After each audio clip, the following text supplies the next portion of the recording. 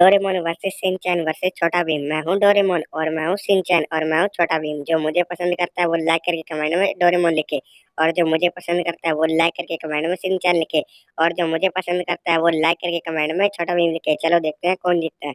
हाँ हाँ, देख लेंगे, लेट्स गो। मैं एक जापानीज कार्टून हूँ, मैं भी एक जापानीज कार्टून हूँ, लेकिन मैं तो एक इंडियन कार्टून हूँ।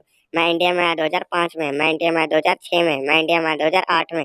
मेरे 1787 एपिसोड बन चुके हैं, मेरे 1122 एपिसोड बन चुके हैं, मेरे 650 एपिसोड बन चुके हैं, मेरे तो 15 सीजन आ चुके हैं, लेकिन मेरे 4 सीजन आ चुके हैं, और मेरे 16 सीजन आ चुके हैं। मुझे खाने में तो डोरा केक पसंद है, और मुझे खाने में तो चोको चिप्स पसंद है, और मुझे खाने में तो लड्डू पसंद है। मैं डिज्नी चैनल पर आता हूँ, और मैं हंगामा चैनल पर आता हूँ, और मैं पोगो चैनल पर आता हूँ। मेरे फ्रेंड्स ये सब है, और मेरे फ्रेंड्स ये सब है, और मेरे फ्रेंड्स ये सब है।